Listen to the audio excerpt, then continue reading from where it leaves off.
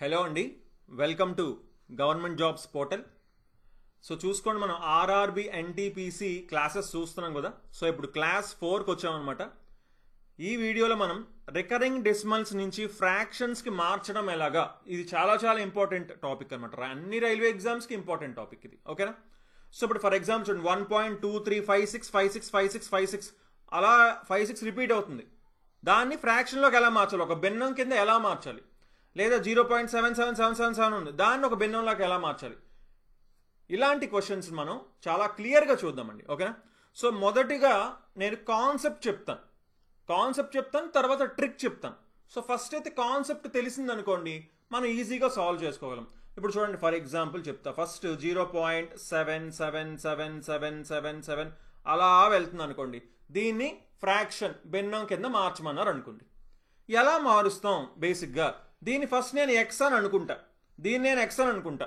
అంటే మీకు ఏమర్థమైంది? ఇప్పుడు మనం ఎక్స్ వాల్యూ ఎంత అనేది కనుక్కోవాలి, అంతేనా? ఇదే కదా, దీని వాల్యూ ఎంత కనుక్కోవాలి, అదే కదా ఇప్పుడు ఎక్స్ అనుకున్నాం, ఎక్స్ కనుక్కోవాలి. సరే, ఇప్పుడు నేను 10x చేశాను అనుకోండి, ఎక్స్ 10తో మల్టిప్లై చేశాను అనుకోండి. ఇప్పుడు నేను డెసిమల్ పాయింట్ ఏమవుతుంది 10తో మల్టిప్లై చేసినప్పుడు? రైట్ సైడ్ కుడి పక్కకి వెళ్తుంది, అంటే ఇటు నుంచి ఇక్కడికి వెళ్తుంది. అంటే అప్పుడు ఏమవుతుంది? 10x 7.77777 సో ఆన్, అన్నీ ఇంకా అలా 7లే డెసిమల్ పాయింట్ తర్వాత, ఇక్కడ కూడా అన్ని 7లే. ఇప్పుడు ఇందులోంచి తీసాను అనుకోండి, ఇప్పుడు డెసిమల్ పాయింట్ తర్వాత ఉన్న ఈ 7 అన్ని క్యాన్సిల్ అయిపోతాయా? ఇంకా మిగిలింది ఏంటి? 7 - 0 7 కదా మిగులుతుంది. 10x - x 9x, అంటే ఎక్స్ ఎంత? 7/9. సో మనం ఎక్సే కదా కనుక్కోవాలనుకున్నాం. ఎక్స్ ఎంత అక్కడ? 0.77777, ఫస్ట్ అదే కదా కనుక్కోవాలనుకున్నాం. సో దాని వాల్యూనే 7/9 వచ్చింది. సరే, మీకు అర్థమైంది కదా. దీని ట్రిక్ కూడా చెప్తాను. నెక్స్ట్ ఇంకొక ఎగ్జాంపుల్ తీసుకుందాం. ఫర్ ఎగ్జాంపుల్ 1.2222 సో ఆన్, దీన్ని కనుక్కోమన్నారు అనుకోండి. దీని వాల్యూ కనుక్కోమన్నారు, ఫ్రాక్షన్లో ఎంత, దీని ఈక్వలెంట్ వాల్యూ ఎంత అన్నారు. దీన్ని మళ్ళీ నేనేమనుకుంటాను? ఎక్స్ అని అనుకుంటాను. అప్పుడు సేమ్ 10x, ఎందుకు 10తోనే మల్టిప్లై చేస్తున్నాను అన్న డౌట్ రావాలి కదా మీకు. ఇప్పుడు చూడండి, డెసిమల్ పాయింట్ తర్వాత ఇక్కడ అన్ని 2లు ఉన్నాయండి, అవునా? డెసిమల్ పాయింట్ తర్వాత ఇక్కడ అన్ని 2లు ఉన్నాయి. సో ఆ డెసిమల్ పాయింట్ తర్వాత ఉన్న 2లు అన్నిటినీ ఎలిమినేట్ చేద్దాం అనుకుంటున్నా. అందుకని నేను 10తో మల్టిప్లై చేస్తాను. ఇప్పుడు 10తో మల్టిప్లై చేస్తే ఏమవుతుంది? డెసిమల్ పాయింట్ కుడి పక్కకు మూవ్ అయ్యి ఇది 12 అవుతుందా? 0.2222 ఉంటాయి. ఇప్పుడు ఆ 2లు పోతాయి, నాకు క్లియర్గా ఇక్కడ మంచి వాల్యూ వస్తుంది, అవునా కాదా? క్లియర్గా వస్తుంది అప్పుడు. సో ఇప్పుడు 10తోనే మల్టిప్లై చేయాలని లేదు, 100తో మీరు మల్టిప్లై చేయొచ్చు, ప్రాబ్లం లేదు. బట్ ఫైనల్గా ఆన్సర్ ఇదే వస్తుంది మీకు. సో 10x - x వేస్తే 9x, 12 - 1 11, మిగతా అన్ని క్యాన్సిల్ అయిపోతాయి, అంటే x = 11/9. సో మీకు ఇక్కడ విషయం అర్థం అవ్వాలి. ఇదేమో 7/9 వచ్చింది, ఇదేమో 11/9 వచ్చింది, అవునా? అదే ఫర్ ఎగ్జాంపుల్ ఒకవేళ దీని వాల్యూ అడిగారు అనుకోండి, 1.3555 ఇలా వెళ్తుంది అనుకోండి. ఇప్పుడు దీన్ని x అని అనుకుంటాం మనం. అప్పుడు 10x మనం కనుక్కుంటాం. అప్పుడు ఏమవుతుంది? 3 డెసిమల్ పాయింట్ అటుపక్క వెళ్ళిపోతుంది, అంటే ఇది 13 అవుతుంది. 13.5555 వెళ్తుంది. కానీ ఇప్పుడు చూడండి ఏమైంది? ఇది క్యాన్సిల్ అవుతుందా? 0 అవుతుందా? అవ్వట్లేదు కదా. ఇది క్లియర్గా 0 అవ్వట్లేదు. మనం ఏం చేయాలని చెప్పాను? దాన్ని 0 చేయాలని చెప్పుకున్నాం. దాన్ని మనం 0 చేసేయాలి. ఇంక డెసిమల్ పాయింట్ తర్వాత ఇంకేం ఉండకూడదు, ఓకేనా. సో అందుకని మనం ఏం చేయాలి? అప్పుడు 100x కనుక్కోవాలి. ఇంకో 10తో మల్టిప్లై చేస్తాను. ఈ 10xని ఇంకో 10తో మల్టిప్లై చేస్తే ఏమవుతుంది? అది 100x అవుతుంది. అప్పుడు డెసిమల్ పాయింట్ మళ్ళీ ఇంకో ప్లేస్ మూవ్ అవుతుంది, అంటే ఏమవుతుంది? అప్పుడు 135.555 ఇలా వెళ్తుంది. ఇప్పుడు దీనిలోంచి ఏం మైనస్ చేస్తే ఇక్కడ డెసిమల్ పాయింట్ తర్వాత అన్ని 0 అయిపోతాయి? 10xని కదా మైనస్ చేయాలి, ఎందుకంటే xని మైనస్ చేస్తే ఇక్కడ డెసిమల్ పాయింట్ తర్వాత ఇక్కడ 3 ఉంది, మనకి 3 ఉండకూడదు. ఇంక ఇటు 5లు ఉన్నాయి, అది కూడా 5లు ఉంటాయి, మొత్తం క్యాన్సిల్ అయిపోతాయి. సో 10xని నేను మైనస్ చేస్తున్నా, అంటే ఇదేమవుతుంది? అప్పుడు 13.5555 సో ఆన్. అంటే ఇప్పుడు డెసిమల్ పాయింట్ తర్వాత అన్ని క్యాన్సిల్ అయిపోయి 135లోంచి 13 తీయండి, 122. 100లోంచి 10 తీయండి, 90x = 122, అంటే x = 122/90.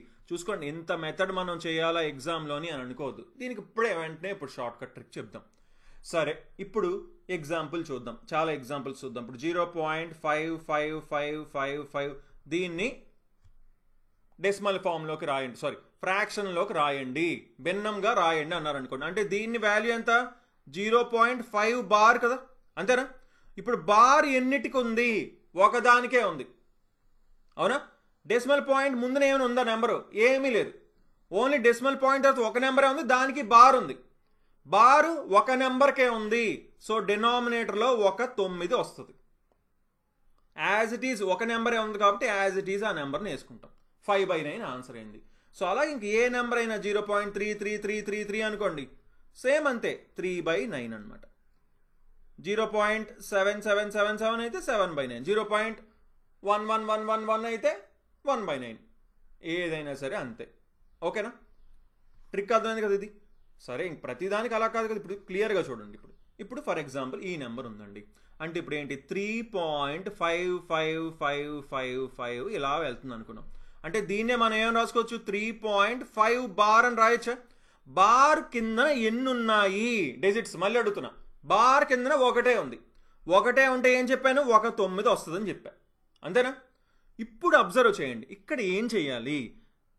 ఇంకా బార్కి వేస్తాను కదా 9, ఇంకా బార్ని మర్చిపోండి. డెసిమల్ పాయింట్ కాకుండా మొత్తం నెంబర్ ఎంత? ఇది 35. అందులోంచి డెసిమల్ పాయింట్ ముందునున్నది మైనస్ చేయాలి. 35లోంచి 3 తీయండి, ఎంత? 32. అది ఇక్కడ వేసుకుంటాం, అంటే 32/9 ఆన్సర్ అవుతుందన్నమాట దీనికి.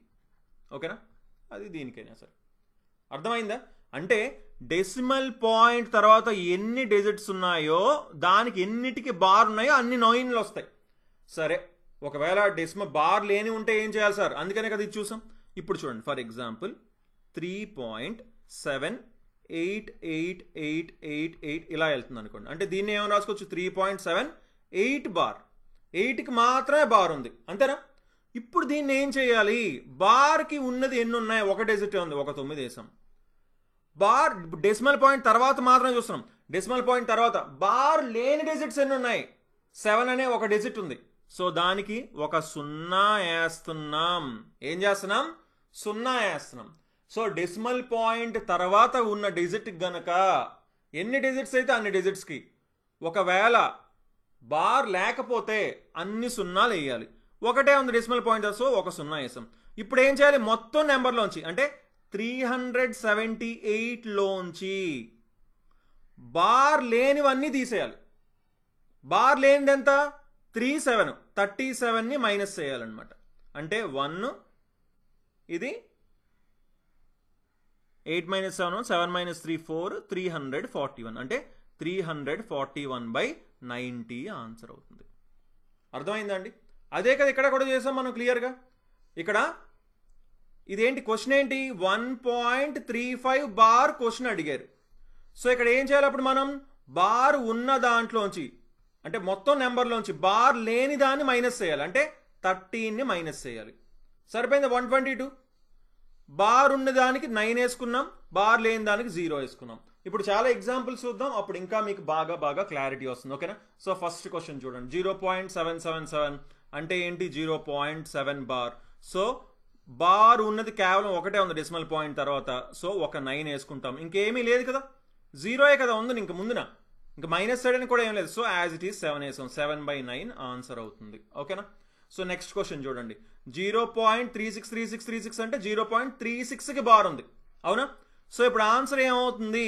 బార్ కింద 2 డిజిట్స్ ఉన్నాయి, అంటే 2 9లు వేసుకోవాలి.